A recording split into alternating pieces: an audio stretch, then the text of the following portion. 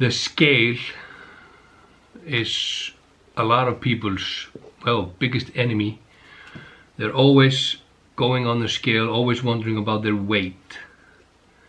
And they think that that's some sort of a measurement of their health or their appearance or something. But you can drastically affect your weight without affecting your body fat. There are many things that come into play, and the period from your body changes its levels of fat, body fat. That is something that takes a while. You don't add 2 kilos of body fat on your body in 2 days. That takes longer time. And the same goes as removing body fat.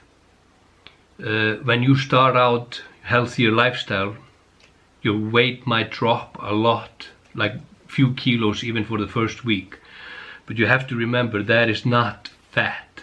Some of it is, but it's mostly because your digestive pathway is cleaning itself out. You're getting rid of water that has been collecting somewhere in your body, inflammation and stuff. So as it can be a sign that you are doing something right, this weight loss for your these first days, it can also be a sign of how bad of a lifestyle you had before you started. You were causing your body to fill up with all kinds of crap, well, both literally and unliterally. And so keep in mind that, like here in Iceland, it's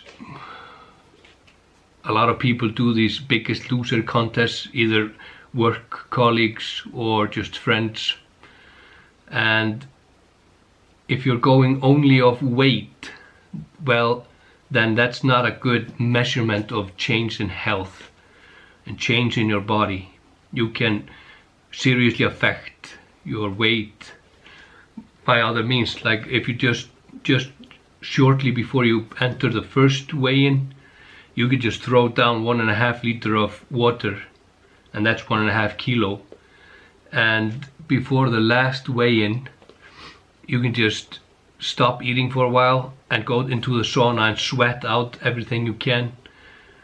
And there you can easily have like 4 or 5 kilos just by doing these two things. So unless you measure the body fat percentage, the weight alone is not a good measurement of how you did in the Biggest Loser contest. Even though they do in Biggest Loser, but that's, well, a whole nother realm because of the size of people and how that contest is set up. But when you enter a contest with your colleagues, you're not all obese or morbidly obese like these people.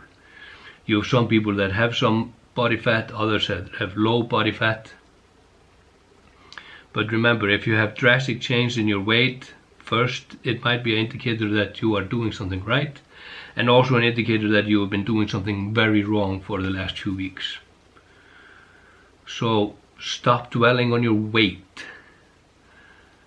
Your progress in your health should be measured well. If you want to consider the physical appearance, then look in the mirror, and also just how you feel.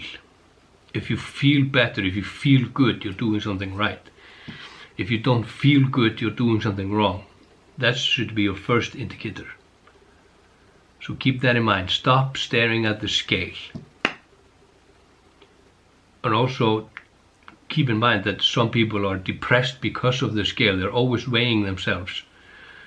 The depression and the hardship you're going through in your mind because of it is going to add to that weight. You're not getting your stress levels down. You need to get your stress levels down, and you have to take a break from food to get your body to get into the body fat. And the body stores energy in its body, in the liver. It has to go through that first before it turns to the fat on your body. And he does that by getting your stress levels down and taking break from food and exercising. So keep that in mind. Use the scale just as a small indicator on how you're doing, but mostly well-being and your appearance. Okay.